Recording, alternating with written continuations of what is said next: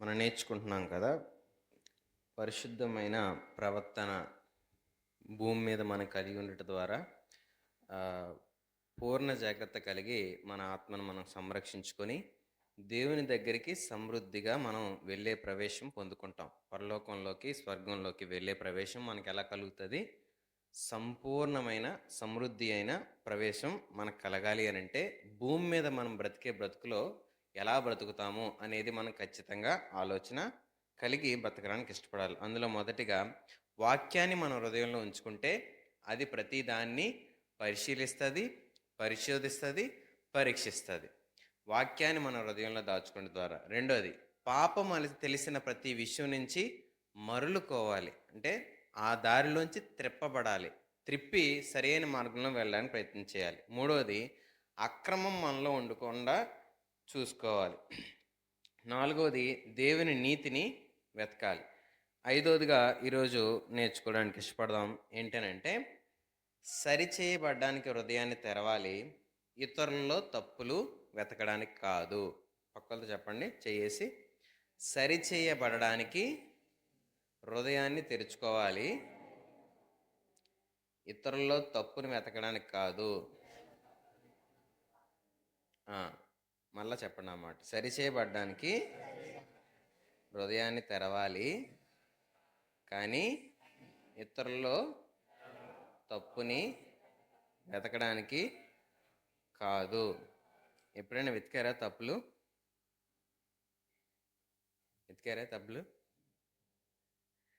పరిశుద్ధుడు చాలామందికి ఏమనుకుంటారంటే, నేను చాలా పర్ఫెక్ట్గా బతుకుతున్నాను అనుకుంటారు. పర్ఫెక్ట్గా బతుకుతారు చాలామంది. అయితే కొన్ని విషయాల్లో వారు బలహీనంగా ఎప్పుడు పడతారు అని అంటే, ఎదుటోడు తప్పును వారవలేరు. నేను పరిశుద్ధంగా ఉంచబడినప్పుడు తప్పును వారవలేని స్థాయి, వారు తప్పులోంచి విడుదల పొందాలనా, ఆ తప్పును బట్టి నీకు కలుగుతున్న నొప్పిని బట్టి బాధ ఆలోచిస్తే ఏమనిపిస్తుంది అంటే, మనిషికి ఎదుటోడు తప్పు చేస్తున్న దాన్ని బట్టి నీకు ఏ హాని కలగకపోతే అసలు మనం పట్టించుకోం చాలామంది. కానీ ఆ తప్పిదం మనకు బాధ కలిగించింది అనుకోండి, ఆ వ్యక్తిని అసహించుకుంటూ ఉంటాం.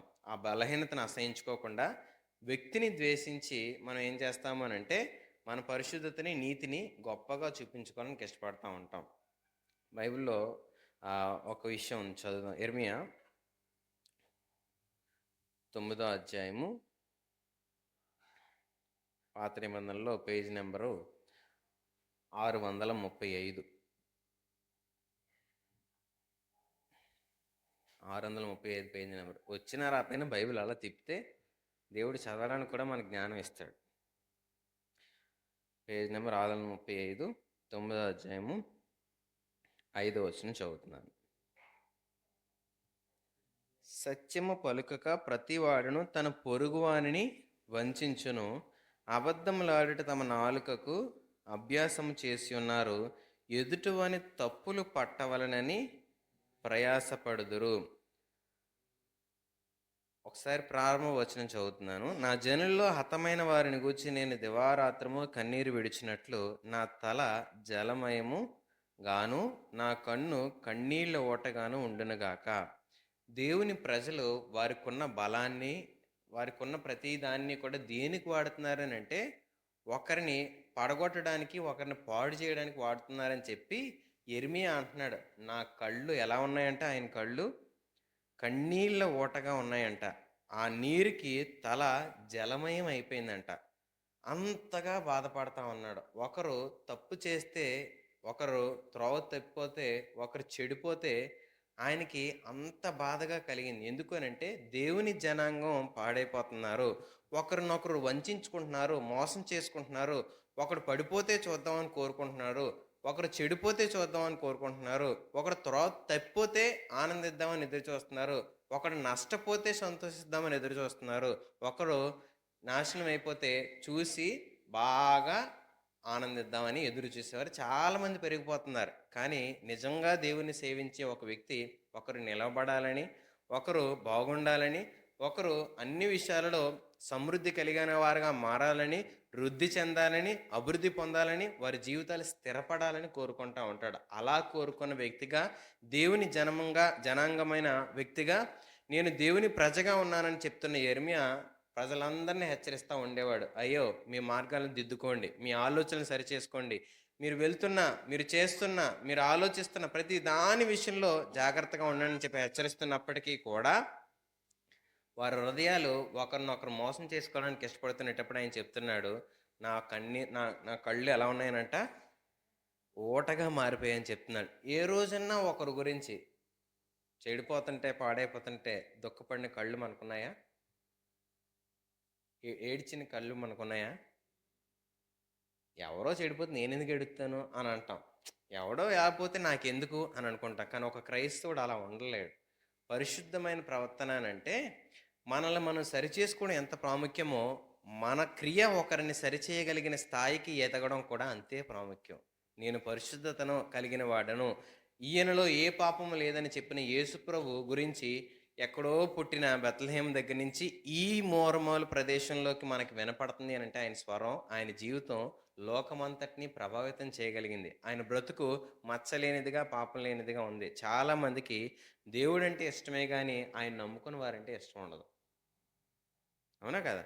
చాలామందికి యేసుబాబు అంటే ఇష్టమే, కానీ ఈ క్రైస్తవులందరూ ఇంతేరా అన్న దృక్పథం మాత్రం క్రైస్తవులను బట్టి కలుగుతూ ఉంటుంది. ఎందుకనంటే యేసుని చాలామంది ఇష్టపడతారు కానీ యేసుని చాలామంది వెంబడించలేరు. యేసుని చాలామంది ప్రేమిస్తారు కానీ యేసుని చెప్పిన ఆజ్ఞలు మాత్రం వెంబడించడానికి, పాటించడానికి చాలామంది ఇష్టపడరు. అందుకు వారిని బట్టి చాలామంది దేవుని ద్వేషిస్తూ ఉంటారు. అందుకు ఆయన బైబిల్లో అంటాడు ఏంటనంటే, మిమ్మల్ని బట్టి నా నామము అవమానపరచబడుతుంది, దూషించబడుతుంది అని చెప్పి దేవుడు చెప్తా ఉంటాడు. ఒకసారి ఆలోచించండి. యేసు ఎప్పుడు కూడా ఒకే రీతిగా నిన్న నేడు ఉన్నాడు, కానీ ఆయనను వెంబడించే వారిని బట్టి ఆయనను తప్పుగా అర్థం చేసుకునే రోజుల్లో మనం ఈరోజు ఉంటున్నాం. కాబట్టి ఈరోజు మనం పరిశుద్ధమైన ప్రవర్తనగా సరిచేయబడ్డానికి మన హృదయాన్ని తెరవాలి, కానీ మన హృదయం ఇతరుల తప్పుని వెతకడానికి మాత్రం తెరిచేదిగా ఉండకూడదు. ఒకవేళ ఇతరుల తప్పులే కనుక మనకు కనబడితే వారిని ఎలా బాగు చేయగలము అనేది ఖచ్చితంగా మనం ఆలోచించేవారు మనస్సు, హృదయం కలిగి ప్రతి చర్య చేయాలి తప్ప వారిని అవమానపరచడానికి కానీ, వారిని కిందకి దిగజార్చడానికి కానీ, వారిని అందరి ఎదుట చులకనగా మాట్లాడడానికి కానీ ఎప్పుడూ కూడా మన హృదయము, ఆలోచన, మన నోరు వాడకూడదు. అది పరిశుద్ధమైన ప్రవర్తన. నేను తప్పు చేయలేదు కదా, ఆడు తప్పు చేశాడు అందుకే నేను నా ముఖం మీద అడుగుతాను, ముఖం మీద మాట్లాడతాను అనేవారు చాలామంది ఉంటారు. కానీ ఆ మొక్క మీద మాట్లాడడం వల్ల ఆ వ్యక్తి మరింత చెడ్డ పనులు చేయడానికి మనం అవకాశం ఇచ్చిన వారుగా మారుతాం తప్ప ఆ చెడ్డ లక్షణం నుంచి విడుదల పొందడానికి మనం ప్రయత్నం చేసేవారుగా ఎప్పటికీ మారలేము అనేది ఖచ్చితంగా మనం గమనించవలసిన వారుగా దేవుని మాటలు మనల్ని హెచ్చరిస్తూ ఉంటాయి. ఒకసారి ఈ మాటలు చదువుదాం. మత్తయి సువార్త 15:12. మత్తయి సువార్త 15:12.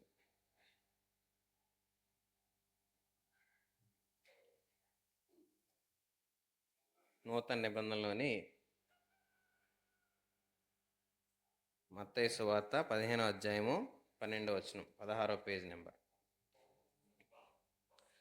అంతటా ఆయన శిష్యులు వచ్చి, పరిసయ్యులు ఆ మాట విని అభ్యంతరపడరని నీకు తెలియనా అని ఆయనను అడుగగా, ఆయన పరలోకముందున నా తండ్రి నాటని ప్రతి మొక్కయు పెళ్ళగింపబడు అని చెప్తా ఉన్నాడు. అంటే ఏంటనంటే ఇక్కడ ప్రారంభం నుంచి చదువుతున్నాను 15వ అధ్యాయం. ఇప్పుడు 12, 13 చదివి ప్రారంభంకి వస్తున్నాను. అంటే ఆ విషయం అర్థమవుతుందని అలా చదువుతున్నాను. ఏంటనంటే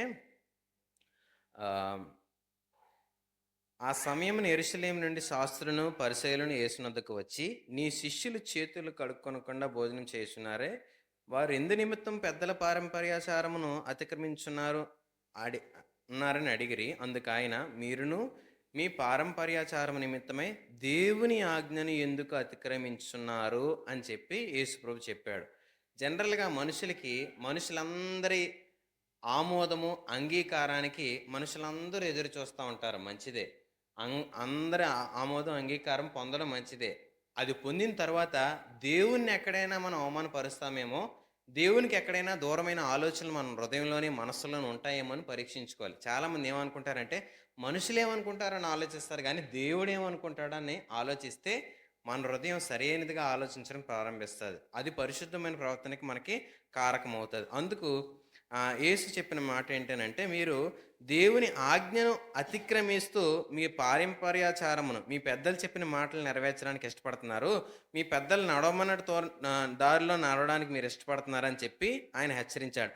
ఆ మాటలకి వాళ్ళు ఏమనిపించిందంటే, వాళ్ళ హృదయం అభ్యంతరం కలిగిందంట.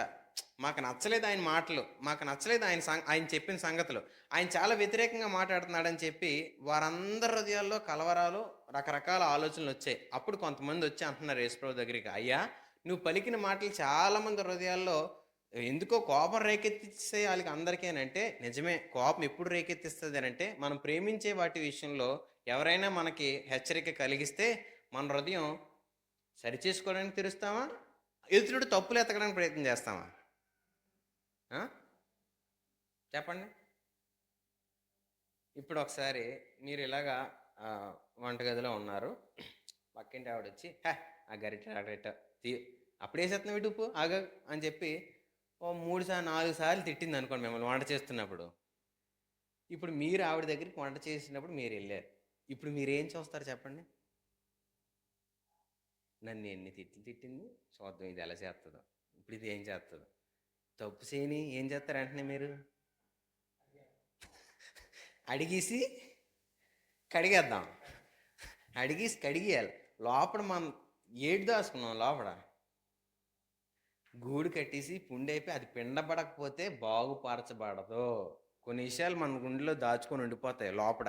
ఎందుకు దాచుకుంటామని అంటే, వాళ్ళని ఎక్కడికి అడిగేద్దాం అని దాస్తాం. కానీ అరే ఈవిడ సరిగా చేస్తుంది కావాలి, అందుకే నాకు చెప్పింది, ఈవిడ దగ్గర నేర్చుకుందామనే మనసు వస్తుందా? ఏ ఒక్కరికి రాదు. నేర్చుకునే మనసు రాదు. కానీ వారిని తప్పులు వెతకడానికి, వారి విషయంలో ఈ తప్పు ఎక్కడుందో పట్టుకుందామని, ఎక్కడ దొరుకుతారా ఎదురు చూద్దామని ఈ రకమైన మనస్సు ఉంటుంది. అందుకు వీరి లోపల అభ్యంతరం కలిగింది. ఏంటి ఎలా చెప్తున్నాడు ఈయన, ఈ మాటలేటి ఎలాగున్నాయి? నిజమే, మనుషులందరూ నడుస్తున్న దారిలో మనం నడవడానికి ఇష్టపడతాం, మనుషులందరూ చేస్తున్నట్టుగా మనం కూడా చేయడానికి ఇష్టపడతాం. అదే భక్తి అనుకుంటాం, అదే దైవత్వం అనుకుంటాం, అదే దేవుని నీతి అనుకుంటాం. కానీ దేవుడు చెప్తున్న సంగతులు అలా ఉన్నాయా లేదా?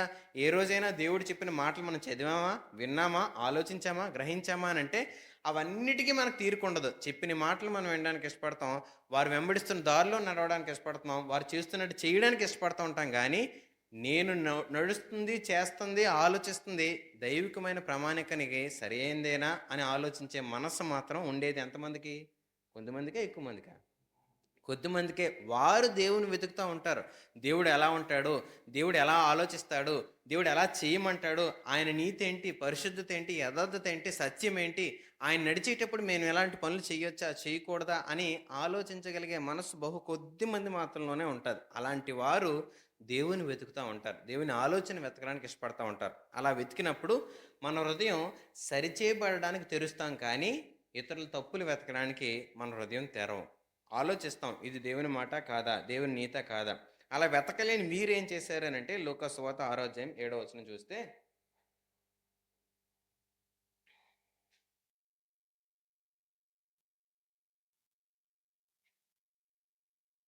లూకా సువార్త 6వ అధ్యాయము 7వ వచనం.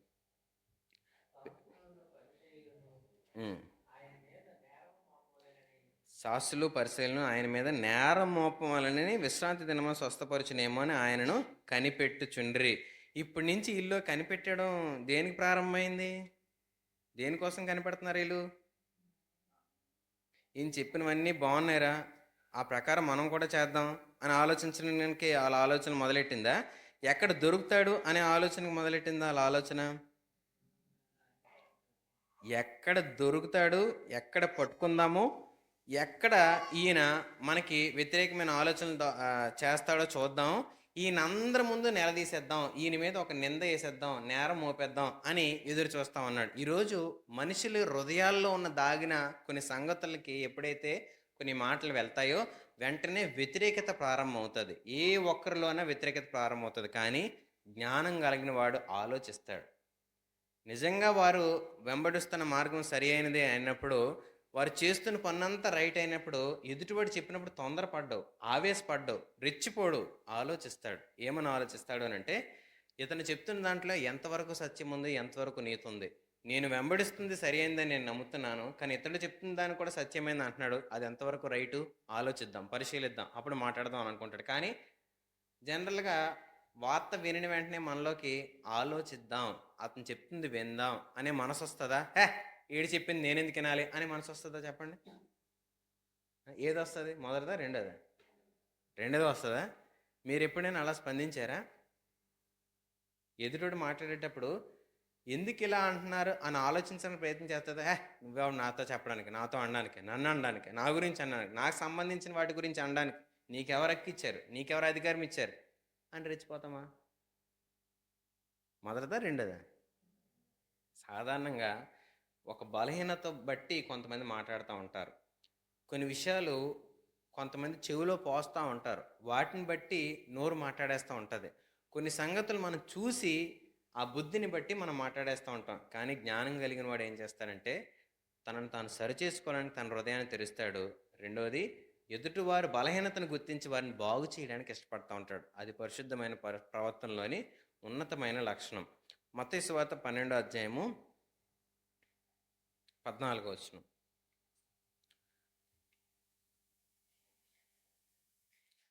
అంతటా పరిసయ్యులు 12వ పేజీ నెంబర్ నూతన నిబంధనలో మత్తయి సువార్త 12వ అధ్యాయము 14వ వచనం. అంతటా పరిసయ్యులు వెలుపలికి పోయి ఆయనను ఎలాగూ సంహరింతుమా అని ఆయనకు విరోధంగా ఆలోచన. ఫస్ట్ ఏమో ఆయన గురించి అభ్యంతరపడ్డారు, ఈయనేంటి ఎలా మాట్లాడుతున్నాడు, ఈయనేంటి ఎలా చెప్తున్నాడు. రెండోది ఏం చేయడానికి ప్రయత్నం చేశారు? నేరం మోపడానికి ప్రయత్నం చేశారు ఆయన మీద. ఒకసారి వ్యతిరేకత కనుక మన హృదయంలో దాచుకోగలిగితే మన హృదయం ఊరుకోదండి, వాళ్ళకి వ్యతిరేకంగా ఆలోచించడానికి ప్రయత్నం చేస్తుంది. తద్వారా ఏం చేస్తాం? నేరం మోపడానికి ఇష్టపడతాం. మత్తయి సువార్త 12వ అధ్యాయం 14వ వచనం. కాబట్టి ఆయన అంతట పరిసయ్యులు వెలుపలికి పోయి ఆయనను ఎలాగూ సంహరింతుమా అని ఆయనకు విరోధంగా ఆలోచన చేశారు. నేరం కాస్త ఏం చేయడానికి ఇష్టపడ్డారు? వాళ్ళు చంపడానికి ప్రయత్నం చేశారు. చూడండి ఒకసారి, మనిషి హృదయం ఎలా ఆలోచిస్తుంది అని అంటే, వారికి అనుకూలంగా మాట్లాడారనుకోండి, వారి సర్వస్వం ఇవ్వడానికి ఇష్టపడతారు.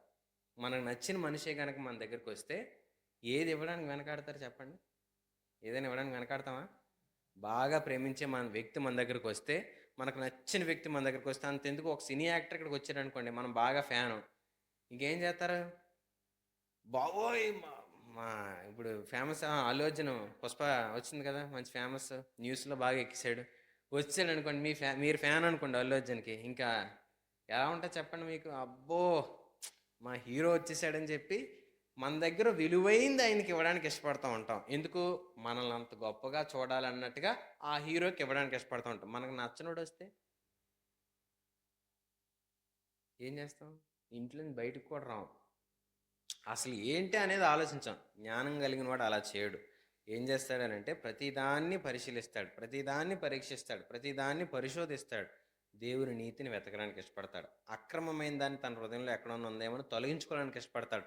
పాపం అనే విషయంలో తనను సరిచేయబడ్డానికి ఇష్టపడతా ఉంటాడు. ఈరోజు ఆలోచించండి, మన హృదయం వేటి సంగతుల మీద ఆలోచిస్తుంది, ఎలా ఆలోచన కలిగి ముందుకు నడవడానికి ఇష్టపడుతుంది. యోహాను సువార్త 3వ అధ్యాయము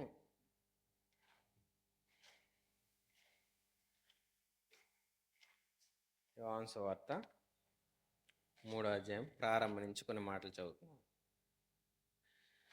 యూదుల అధికారి అయిన నికోదేమను పరిసయుడు ఒకడుండెను. అతడు రాత్రి యందు, పేజీ నెంబర్ 81 నూతన నిబంధనలో పేజీ నెంబర్ 81, యోహాను సువార్త 3వ అధ్యాయం ప్రారంభం నుంచి మొదటి వచనం నుంచి. యూదుల అధికారి అయిన నికోదేమను పరిసయుడు ఒకడుండెను. అతడు రాత్రి యందు ఆయన యొద్దకు వచ్చి, బోధకుడా, నీవు దేవుని యొద్ద నుండి వచ్చిన బోధకుడు అని మేము ఎరుగుదుము. దేవుడు అతనికి తోడై ఉంటేనే గాని నీవు చేయుచున్న సూచక్రియలను ఎవడనూ చేయలేడని ఆయనతో చెప్పినందుకు యేసు అతనితో, ఒకడు క్రొత్తగా జన్మించితేనే కానీ అతడు దేవుని రాజ్యమును చూడలేడని మీతో నిశ్చయముగా చెప్పుచున్నాను అనెను. పరిసయ్యుల్లో చాలామంది ఇలా వ్యతిరేకించిన వారు ఉన్నా కొంతమంది మంచివారు కూడా ఉన్నారు. అందులో నికోదేము ఒకడు. ఒకసారి ఆలోచించండి, ఈ పదాలు ఎందుకు వాడుతున్నానంటే, పరిసయ్యులని ఒక తెగని, లేకపోతే ఒక గుంపుని, లేకపోతే మేము ఈ విశ్వాసాన్ని నమ్ముతాం, మేము విషయాలందు నమ్మకం ఉంచుతాం అని చెప్పబడుతున్న వారు పరిసయ్యులు. మా విశ్వాసం ఇది అని మోషే చెప్తున్న సంగతులు యందు నమ్మిక ఉంచిన వారు. అలా చాలా విశ్వాసాల్లో మనం నమ్మిక ఉంచేటప్పుడు లోకంలో చాలామంది అలా ఉంటారు. అలా ఉంటున్న వారులో ఒక వ్యక్తి, ఒక గుంపుగా ఆలోచిద్దాం. ఒక వ్యక్తి వచ్చాడు. వచ్చి యేసుప్రభు దగ్గరికి వచ్చి, నువ్వు చెప్తున్న మాటలన్నీ బాగానే ఉన్నాయి. అయితే ఆయనతో ఒకసారి ఆయన అడిగిన మాట చూడండి. దేవుడు తోడై ఉంటేనే కానీ నువ్వు ఇలాంటివి చేయలేవు అనగానే యేసు అతనితో ఏం చెప్పాడంటే, నువ్వు కొత్తగా మారితే కానీ దేవుని దగ్గరికి రాలేవని చెప్పాడు ఆయనతో. ఈయన వయసు ఎంత? కింద చదివితే నాలుగో వచనంలో, అందుకు నికోదేము, ముసలివాడనైన మనుషుడు ఎలాగూ జన్మింపగలడు? రెండవ మారి తల్లి గర్భమందు ప్రవేశించి జన్మింపగలడా అని ఆయనను అడుగగా. ఒకసారి ఆలోచించండి. అందరూ ఏం ఆలోచిస్తారంటే, ఏదన్నా లాస్ట్లోనే దేవుని దగ్గరికి వెళ్ళాలి, ముందు కాదు అని ఆలోచిస్తారు. కొంతమంది ఎలా ఆలోచిస్తారంటే, ఆఖరి అయిపోయిందండి నా వయసు, ఇంకేముంది, ఆఖరికి వచ్చాను, ఎలాగొకలా అయిపోనియండి అని అంటూ ఉంటారు. ఆఖరిలో దేవుని దగ్గరికి వద్దాం అనేది తప్పే. ఆఖరికి వచ్చాం కదా, ఇంకెలా కానిస్తే కానీ, ఎలా అయితే అయింది అమరే అనుకోవడం కూడా తప్పే. ఈ రెండు విషయాలు మనిషి మెదడులో పెట్టుకోవాలి. ఏంటి? ఆఖరిలో దేవుని పట్టుకుందాం అనేది తప్పు. ప్రారంభం నుంచి దేవునితో ఉండగలిగిన వారుగా మనం ఉండాలి. రెండోది, ఆఖరికి వచ్చేసింది కదా, ఇంక నా జీవితం ఎందుకులే అనే ఆలోచన కూడా మనిషిలో ఉండకూడదు. నీ వయసు ఇప్పుడు ఎంతైతే ఆ వయసు నుంచైనా దేవుని యందు విశ్వాసం ఉంచడానికి, దేవుని యందు విశ్వాసం ఉంచి మన హృదయాన్ని మార్చుకోవడానికి ఇష్టపడ్డారు. అందుకే ఆయన ఏం చెప్తున్నాడు అంటే, మీరు కొత్తగా జన్మించితేనే కానీ దేవుని రాజ్యము చూడలేరని ఆయనతో చెప్తున్నాడు. అంటే మన మనస్సు మారి నూతనపరచబడాలి, మన క్రియలు మారి నూతనపరచబడాలి, మనం చేస్తున్న పనుల విషయంలో నూతనంగా ఆలోచించాలి, సరిచేయబడ్డానికి ఇష్టపడాలి. కొత్తగా అంటే ఏంటి? పాత దాన్ని వదలలనే కదా అర్థం, పాత క్రియలు వదలలనే కదా అర్థం, పాత జీవితాన్ని వదలలనే కదా అర్థం. క్రైస్తవ్యం అదే మనకు బోధిస్తుంది. ఏంటనంటే, పాత సంబంధమైన ప్రతి దాన్ని కూడా మనం విడిచిపెట్టి నూతనపరచబడిన వారుగా. ఎందుకు అనంటే, పాప జీవితాన్ని అంతటి విషయంలో యేసుప్రభు భూమి మీదకి వచ్చి మరణించి దాని విషయంలో క్షమాపణ కలుగజేశాడు మనుషులందరికీ. మరి కొత్తగా జన్మించడానికి ఇష్టపడిన మనము ఆ జీవితానికి సిద్ధపడి ఎదిగే వారిగా మనం ఉండాలని, సరిచేయబడడానికి మన హృదయం నిరంతరము కూడా ప్రయాసపడినప్పుడు సరిచేయబడిన ప్రతి ఒక్క క్రియ విషయంలో యేసుప్రభు మన గురించి మరణించాడని కూడా మనం నమ్మగలుగుతాం. అప్పుడు మనం మన క్రియల విషయంలో క్షమాపణ పొందిన మనందరం కూడా, ఎదుటివారు కూడా వారి క్రియల విషయంలో దేవుని ఎదుటిని క్షమాపణ పొందారు కాబట్టి వారిని కూడా మనం ప్రేమించేవారిగా మారగలుగుతాం. కాబట్టి ఈరోజు ఆలోచించండి, మనం అభ్యంతరాలు కలిగించుకొని నేరాలు మోపి చంపడానికి కలిగే ఆలోచనల చేత నింపబడతామా? హృదయాన్ని సరిచేసుకోవడానికి తెరుస్తూ, బాగుపరుచుకోవడానికి సిద్ధపడుతూ, మనల్ని మనం సరిచేసుకుంటూ ఎదుటివాన్ని కూడా సరిచేయబడగలిగే మార్గంలోకి నడిపించడానికి సిద్ధపడతామా? ఏ దారిని ఎంచుకుంటాం అనేది మనం ఎప్పుడూ కూడా చూసుకోవాలి. అయితే కొంతమంది భూమి మీద ఎలాంటి ఆలోచనల చేత నింపబడతారు అని అంటే, లూకాసు వార్త 18వ అధ్యాయము, లూకాసు వార్త 18వ అధ్యాయము నూతన నిబంధనలో పేజీ నెంబర్ 70. లూకాసు వార్త 18వ అధ్యాయము 9వ వచనం చదువుతున్నాను. తామే నీతిమంతులని తమ్మును నమ్ముకొని ఇతరులను తృణీకరించి కొందరితో ఆయన ఉపమానం చెప్పాడంట. అంటే కొంతమంది మేము చేస్తుంది రైట్, మేము నడుస్తుంది రైట్, మేము వెంబడిస్తుంది రైట్, మాకు ఇంకొకటి అవసరం లేదు అని అనుకుంటున్న వారితో ఆయన ఉపమానం చెప్తున్నాడు. బాబు ఒకసారి వినండి అని చెప్తూ ఏమంటున్నాడంటే, ఇద్దరు వ్యక్తుల గురించి చూపిస్తున్నాడు. పరిసయ్యుడు నిలబడి, దేవా నేను ఇలా ఉన్నానని చెప్పి తను చేస్తున్న విషయాలన్నిటి విషయంలో ఉన్నతమైన విషయాలన్నీ నేను ఇలా చేస్తున్నాను అని వెంబడిస్తాను. మనం కూడా చాలామంది బయట వింటూ ఉంటాం, వీరు ఇలా దేవునికి దానం చేశారు, లేకపోతే వీరికి ఇలా దేవుడికి ఇచ్చారు, దేవుని విషయంలో ఇలా నమ్మకంగా బతికారు అని వారి గురించి చెప్తున్న మాటలు మనం వింటూ ఉంటాం. అలాగే ఈ పరిసయ్యుడు కూడా వారి గురించి చెప్పడానికి ఇష్టపడ్డాడు. చెప్తూ ఆయన కింద ఏమన్నాడంటే, ఈ సుంకరి వలె నేను ఉండనందుకు నీ కృతజ్ఞతలు అన్నాడు. కొంతమంది వారు బాగా ఉన్నదాన్ని బట్టి లేనోడిని చూసి చాలా చులకనగా చీప్గా మాట్లాడుతూ ఉంటారు. ఒక వ్యక్తిని సుంకరి అనే మాట ఎప్పుడు అనాలని బైబిల్ చెప్పిందో తెలుసా? మత్తయి సువార్త 18వ అధ్యాయము, మత్తయి సువార్త 18వ అధ్యాయము ప్రారంభించి కొన్ని విషయాలు మనం చూసుకుంటూ ఆ ఎందుకు ఎలా అనాలో అనేది మనం చూడడానికి ప్రయత్నం చేద్దాం.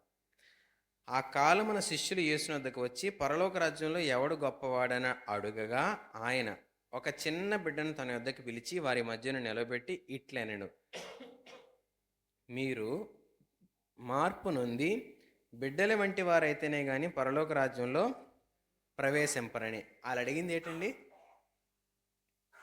మొదటి వచనంలో ఎవడు గొప్పోడు అంటే ఈయన ఏం చెప్పాడు? మూడో వచనంలో బిడ్డల వంటి వారైతేనే కానీ పరలోక రాజ్యంలో ప్రవేశింపరని చెప్పాడు. గొప్పోడు ఎవరు బాబు అని అంటే ముందు ఆయన ఏం చెప్పాడు? నువ్వు ముందు లోపలికి వెళ్తావులే చూసుకో, తర్వాత నువ్వు గొప్పడు అవుతావో చిన్నడు అవుతావో తర్వాత చూద్దాం అని చెప్పి యేసుప్రభు మాట్లాడుతూ ఉన్నారు. ఆలోచిస్తే మనిషిగా నేను పర్ఫెక్ట్ అనుకుంటున్న వారు పర్ఫెక్ట్ అయ్యామా లేదా అని ఎప్పుడైనా ఆలోచించారా? మాది రైట్ అనుకున్న వారు మనం చేస్తున్నవన్నీ రైటో కాదో అని ఆలోచించామా?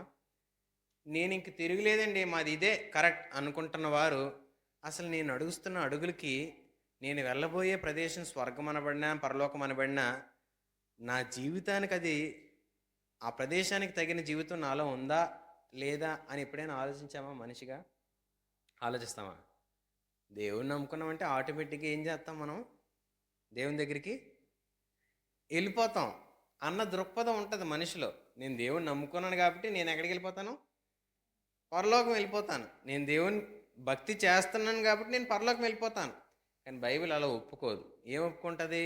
నువ్వు పరిశుద్ధ ప్రవర్తన ఉండాలి, భక్తి ఉండాలి. ఈ రెండు ఉంటేనే నువ్వు దేవుని దగ్గరికి వెళ్తావు అనేది చెప్తున్నప్పుడు నీ హృదయాన్ని సరి చేసుకోవాలి అనేది వాక్యం ఎంతైనా హెచ్చరిస్తూ ఉంటుంది. అప్పుడు ఆయన కిందకి వచ్చి, కాగా ఈ బిడ్డల వలె తన్ను తాను తగ్గించుకున్న వాడెవడో వాడే పరలోక రాజ్యంలో గొప్పవాడు. సత్యం తెలిసిన తర్వాత తగ్గింపు కలిగి ఉంటాడు, కిందకి దిగుతాడు, ఆలోచిస్తాడు, ఒకరిని ఘనంగా ఎంచడం ప్రారంభిస్తాడు, గొప్పగా చూడడం ప్రారంభిస్తాడు. ఎందుకు? నాలో తప్పు ఉంది అని చూడగలిగిన వాడే తగ్గించుకోగలడు. నాలో ఏ తప్పు లేదు అని గర్వంగా మాట్లాడేవాడు ఎప్పుడు కూడా తగ్గించుకోలేడు.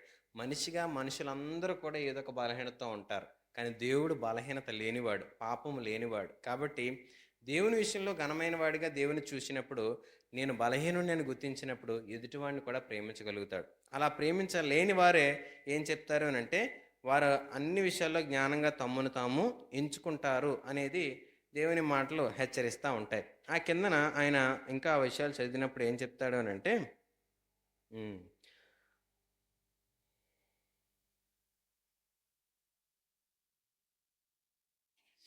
14వ వచనం 18వ అధ్యాయము, ఈ చిన్నవారిలో ఒక్కడైనను నశించుట పరలోకమందున నీ తండ్రి చిత్తము కాదు అని చెప్తూ, నీ సహోదరుని నీ ఎడల తప్పిదం చేసిన ఎడల నీవు పోయి నీవును అతడును ఒంటరిగా ఉన్నప్పుడు అతనిని గద్దించుము. అతడు నీ మాట విని ఎడల నీ సహోదరిని సంపాదించుకుంటావు అని చెప్తా ఉన్నాడు దేవుని మాట. ఏం చెప్తుంది అని అంటే, ఎవ్వరూ నశించిపోవడం దేవునికి ఇష్టం లేదంట. అందరూ రక్షింపబడాలి, అందరూ దేవుని దగ్గరికి వెళ్ళాలి అనేది దేవుని ఆలోచన. సో అలా వెళ్ళాలి అని అంటే నువ్వు ఒంటరిగా ఉన్నప్పుడు వెళ్ళి ఆ వ్యక్తితో మాట్లాడి ఆ వ్యక్తిని సరిచేయి, ఆ వ్యక్తిని గుణపరచు, ఆ వ్యక్తితో మాట్లాడి నీతేంటో మంచి ఏంటో చెప్పు, వారికి చెప్పి మంచి దారిలోకి నడిపించు అని చెప్తా ఉన్నాడు. సాధారణంగా ఒకరి గురించి చెడ్డ లక్షణం మనకు తెలిస్తే మనం ఏం చేయడానికి ఇష్టపడతాం? వెళ్ళి ఒంటరిగా మాట్లాడడానికి ఇష్టపడతామా? ఊరందరికి చెప్తామా? ఏం చేస్తాం చెప్పండి? ఊరందరికీ చాటేస్తూ ఉంటాం. అలా ఇంట్లో ఇలా జరిగిందని నీకు తెలుసా? అల్లాళ్ళ దగ్గర ఇలా జరిగిందని నీకు తెలుసా? అల్లాళ్ళ ఇంట్లో ఇలాగ అయిందని తెలుసా? ఆడెలా చేశాడని నీకు తెలుసా? ఇదే కదా చేసేది లోకం అంతా. కానీ ఈయనేం చెప్తున్నాడు? ఒంటరిగా వెళ్ళి అతనితో మాట్లాడి అతనితో సరిచేయడానికి ఇష్టపడి నువ్వు వారిని సంపాదించుకో అని చెప్తుంది. అంటే ఏంటి? పడిపోయిన వాడిని లేవనెత్తుట క్రైస్తవుని బాధ్యత, కానీ పడిపోయిన వాడి విషయంలో ఇంకా బలహీనంగా మార్చడం ఆయన లక్షణం కాదు. ఒకవేళ ఆ వ్యక్తి వినకపోతే తర్వాత 2-3 సాక్షులను చెప్పమన్నాడు. అయినా వినకపోతే ఇలా సంఘమంతటిని తీసుకెళ్ళి చెప్పమన్నాడు. అయినా వినకపోతే అప్పుడు ఏం చేయమన్నాడు? అన్యుని గాను సుంకరిని గాను ఎంచమన్నాడు. ఈరోజు నేను సరిచేయబడ్డానికి ఇష్టపడినానంటే వారు దేవుడికి తెలియదురా ఈ ప్రజలకి అని విడిచిపెట్టాలంట. కానీ సుంకరి దేవుని మందిరంలోకి వచ్చి, అయ్యా నేను పాపిని అని అంటే, పరిసయ్యుడు ఏమన్నాడు ఆ వ్యక్తిని చూసి? ఈ సుంకరి వలె నేను అని అన్నాడు. ఒకసారి ఆలోచించండి. సుంకరి అనే మాట లోబడి నొల్లని వారికి ఉపయోగించడం మనం యేసు ప్రభు చెప్తున్న సంగతులను బట్టి చూడగలుగుతాం. కానీ ఈ పరిసయ్యుడు ఒప్పుకోగలిగి దేవుని మాటను బట్టి సరిచేసుకోవడానికి ఇష్టపడుతున్న వ్యక్తుల మీద నేరం మోపేవారుగా చూస్తూ ఉన్నాడు. ఈరోజు ఆలోచించండి, సరిచేయబడ్డానికి మన హృదయాన్ని తెరవకుండా, సరిచేయబడ్డానికి హృదయం తెరిచిన వారితో చెప్తున్నాం, వీళ్ళు చెప్తాను చూడరా అన్నట్టుగా మనం వ్యతిరేకంగా వాళ్ళని దూషిస్తూ ఉంటాం. ఎవరైనా ఒకసారి ఆలోచించండి. ఈ దేవుని దగ్గరికి వచ్చిన వారైనా, ఈ మాటలు వింటున్న వారైనా, ఎవరైనా సరే హృదయాన్ని సరిచేయబడ్డానికి ఇష్టపడినప్పుడు వారు చేసిన క్రియలన్నిటి విషయంలో యేసు ప్రభు క్షమించేవాడిగా ఉంటాడు. అందుకు వారిని ఎవ్వరు చూసినా క్రైస్తవులు ఎలా చూస్తారు అని అంటే, వీరు దేవునిలో ఉన్నవారు అని చూస్తారు. కానీ లోకం ఎలా చూస్తుంది? వారి పాత స్థితిని చూస్తుంది, పాత గతిని చూస్తుంది, పాత చేసిన సంగతులను చూస్తుంది, పాత చేసిన తప్పులను చూస్తుంది, లెక్కలు చూస్తుంది, బలహీనతలు చూస్తుంది. అన్నీ చూసి వారి మీద ముద్ర వేస్తుంది. కానీ యేసు ప్రభు, నేను అవి చేయకుండా దేవుని దగ్గరికి వస్తాను, ప్రభు నన్ను కరుణించు, నన్ను కనికరించు, నన్ను క్షమించు అని ఎవరైతే దేవుని దగ్గరికి వస్తారో వారిని క్రొత్త వారిగా యేసు ప్రభు చూస్తాడు. వారి కొత్త జీవితంగా వారిని చూస్తాడు. అందుకు పాత స్థితులన్నీ కూడా ఆయన వెనక్కి వేసి కొత్త వ్యక్తిగా వారి చూడడానికి ఇష్టపడతా ఉంటాడు. అలాంటి వారిని సుంకరిగా అనాలి. కానీ పరిసయ్యుడు ఇక్కడ ఏమన్నాడండి? లోకాసువార్త 18వ అధ్యాయంలో, ఈ సుంకరి వలె నేను ఉండనందుకు నీకు కృతజ్ఞతలు అని చెప్పి దేవుని కృతజ్ఞతలు చెప్తున్నాడు. దేవుని మనస్సు అర్థం చేసుకోలేని వారు ఎదుటి వ్యక్తిని ప్రేమించలేరు. దేవుని మనస్సుని తెలుసుకోలేని వారు, వారి హృదయంలో దేవునికి స్థానం ఇవ్వలేని వారు ఎదుటి వారి వ్యక్తిని ఏమాత్రం కూడా అంగీకరించలేరు. వారు చెప్తున్న మాటలు వినలేరు, వారు చేస్తున్న క్రియలు కూడా సహించలేని వారిగా ఉంటారు.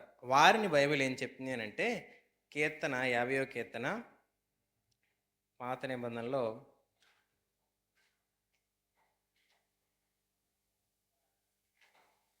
478వ పేజ్ నెంబరు బైబిల్లో, కీర్తనలు 50:17 వచనం. దిద్దుబాటు నీకు అసహ్యము కదా, నీవు నా మాటలను నీ వెనుకకు త్రోసివేసెదవు అని చెప్తున్నాడు. కొంతమందికి సరిచేసుకోవడానికి ఇష్టం ఉండదు. వారి హృదయాన్ని కరెక్ట్ చేసుకోవడానికి ఏమాత్రం కూడా అంగీకరించరు. అంటే వారికి వారి ఆలోచనలు ఏం చెప్తాయనంటే, మేము చేస్తున్నంతా సరైనదేనండి, మేము సరి చేసుకోవడానికి ఇష్టపడం, మేము బాగు చేసుకోవడానికి ఇష్టపడం, మేము వాటి ప్రకారం నడవడానికి ఏమాత్రం కూడా అంగీకరించాం అని వారి హృదయంలో దృఢంగా నిశ్చయించుకుంటారు. అందుకే కొంతమందికి మనం వెళ్ళి ఇది దేవుని మాట వినండి, చదవండి అని అంటే కనీసం చూడడానికి కూడా ఇష్టపడరు, దాన్ని ఇసిరేస్తూ ఉంటారు. కొంతమంది కాలుతో కూడా తొక్కేస్తూ ఉంటారు. మంచిదే, వారికి ఉన్న నమ్మకాన్ని బట్టి వారు అనుకుంటున్న విషయాలు సత్యమైన వారు గ్రహించేటప్పుడు దేవుని తృణీకరించే మనస్సు చాలామంది తీసుకుంటూ ఉంటారు. అయితే జ్ఞానం కలిగిన వాడు ప్రతి దాన్ని పరిశీలిస్తాడు, పరిశోధిస్తాడు, పరీక్షిస్తాడు. అది ఎలా ఉంది, ఏంటి, అసలు తెలుసుకుందాం ఏంటో అని ఖచ్చితంగా ప్రయత్నం చేస్తూ ఉంటాడు. అందుకే మనం ఈ క్రిస్మస్ రోజు అందరిని ఆహ్వానించేటప్పుడు వారు తెలుసుకోవడానికి కొన్ని విషయాలు మనం చెప్పడానికి ప్రయత్నం చేద్దాం. కాబట్టి అందరిని ఆహ్వానిస్తే వారు ఆ విషయాలు తెలుసుకుంటారు. నిజంగా జ్ఞానం కలిగిన వారు గ్రహించడానికి, తెలుసుకోవడానికి, అర్థం చేసుకోవడానికి అసలు ఏంటో ఇది అనేది తెలుసుకోవడానికి, ఆ విషయాలను బట్టి అర్థం చేసుకోవడానికి ప్రయత్నం చేస్తారు కానీ సరి చేసుకోవడానికి ఇష్టపడిన వారు ఏం చేస్తారని అంటే, 50వ అధ్యాయమే 20వ వచనం చదివితే, నీవు కూర్చుండి నీ సహోదరుని మీద కొండెములు చెప్పుచున్నావు, నీ తల్లి కుమారుని మీద అపనిందలు మోపుచున్నావు. బైబిల్ ఎందుకు ఇలా అంటుంది అని అంటే, ఒక తల్లి కుమారుని మీద నిందలు మోపుచున్నావు అని. ఆరంభంలో ఆదాము అవ్వ అని ఇద్దరున్నారు, వారి నుంచే సమస్తము కలిగింది అని చెప్పి బైబిల్ చెప్తా ఉంది. కాబట్టి అందరూ ఒక తల్లి నుంచే వచ్చిన వారు కాబట్టి ఈ మాట బైబిల్లో వాడబడతా ఉంటుంది. అలాంటి వారు ఏం చేస్తారంట, కూర్చొని సహోదరుని మీద కొండాలు చెప్పడానికి ఇష్టపడతా ఉంటారు. నేను సరిచేయబడ్డానికి ఎప్పుడైతే ఇష్టపడనో ఎదుటోడి మీద నిందలు మోపడానికి ఇష్టపడతా ఉంటాను. ఆ స్వభావం ఎవరిదో తెలుసా? ప్రకటన 12వ అధ్యాయం 10వ వచనం చదువుదాం.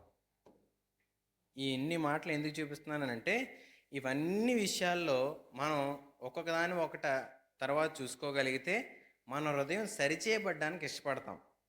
ప్రకటన నూతన నిబంధనలో ఆఖరి పుస్తకం 12వ అధ్యాయం 234 పేజ్ నెంబర్ 35వ పేజ్ నెంబర్. 10వ వచనం. మరియు ఒక గొప్ప స్వరం పరలోకమందు ఇలాగ చెప్పుట వింటిని, రాత్రింమగళ్ళు మన దేవుని ఎదుట మన సహోదరుల మీద నేరము మోపువాడైన అపవాది. అంటే ఏంటి? ఫుట్ నోట్లో కిందనుంది సాతాను. అపవాది స్వభావము, సాతాను స్వభావం ఏంటి అంటే నేరం మోపే స్వభావం. ఒకరి మీద ఎలాంటి వారు ఈ ఈ నిందలు వేసే స్వభావం అపవాదిది. కానీ దేవుని స్వభావం ఏంటి? అమ్మా, నువ్వు చెడుతనం చేసావా? ఇక చేయకు, ఇక మానే. ఇది చెడ్డ లక్షణం, దీన్ని సరిచేసుకో. నువ్వు చేస్తుంది తప్పు, బాగుపరుచుకో. నువ్వు నడుస్తుంది తప్పు, బుద్ధి తెచ్చుకో అని ఒంటరిగా వారిని హెచ్చరించి వారిని సంపాదించుకోవడానికి ప్రయత్నం చేస్తాం. ఆలోచించండి, మన హృదయం సరిచేయబడ్డానికి ఇష్టపడే హృదయం అయితే ఎవ్వరు చెప్పినా, చిన్న పిల్లడు మొదలుకొని వృద్ధాప్యం వరకు ఏ వ్యక్తి మనతో చెప్పినా మన హృదయం తెరచి సరిచేసుకోవడానికి ఇష్టపడతాం. కానీ అపవాది సంబంధులుగా, సాతాను సంబంధులుగా మనం ఉంటే నేరం మోపడానికి ఇష్టపడతాం, ఒకరి మీద తప్పు వేయడానికి ఇష్టపడతాం, ఒకరిని నిందించడానికి ఇష్టపడతాం, ఒకరు చచ్చిపోవడానికి మార్గాలు వెతకడానికి మనం ప్రయత్నం చేస్తూ ఉంటాం, వారిని చిక్కుల్లో పట్టుకోవడానికి మనిషి స్వభావం ఆలోచిస్తుంది. కానీ పరిశుద్ధమైన ప్రవర్తనగా దేవుని యందు ఉండేవారుగా మనం ఉంటే మాత్రం నేను సరిచేసుకుంటాను, ఎదుటివారిని దేవుని యొద్దకు రావడానికి, పైకి లేవనెత్తడానికి నా హస్తం ఖచ్చితంగా వారికి ఇవ్వడానికి ఇష్టపడుతూ ఉంటాను. కాబట్టి క్రైస్తవులుగా మనం చేయాల్సింది, మనం చేస్తున్నది సరి కాకపోతే సరిచేయడం, ఎదుటివారు తప్పు చేసేటప్పుడు వారికి కుడి హస్తం ఇచ్చి పైకి లేవనెత్తడం. ఇలాంటి చర్య మనం క్రైస్తవులుగా చేయాలి. నాలో ఏ తప్పు లేదనుకుంటే మనం దేవుడిని అబద్ధికునిగా చేస్తాం. మనుషులందరూ బలహీనతలు కలిగిన వారే. ఆ బలహీనతల నుంచి విడిపించడానికి యేసు ఈ భూలోకంకి వచ్చాడు. దానినే అందరూ క్రిస్మస్గా చేసుకుంటూ ఉంటారు. కాబట్టి దాని యొక్క విలువ, ఆలోచన తెలుసుకోవడానికి మనం క్రిస్మస్ రోజు ప్రయత్నం చేద్దాం. ఈరోజు నేర్చుకున్న విషయాల్లో మనం హృదయం తెరచి నా స్థితి ఏంటో, నా హృదయపు పరిస్థితి ఏంటో అని చెప్పి దేవుని వాక్యం చేత ప్రతీదీ పరిశీలించుకొని ఎదుటివారు తప్పు చేస్తే వారిని బలపరుద్దాం, నీలో తప్పు ఉంటే సరిచేసుకోవడానికి సిద్ధపడదాం. దేవుని మాటను బట్టి ప్రార్థన చేసుకోవడానికి సిద్ధపడదాం.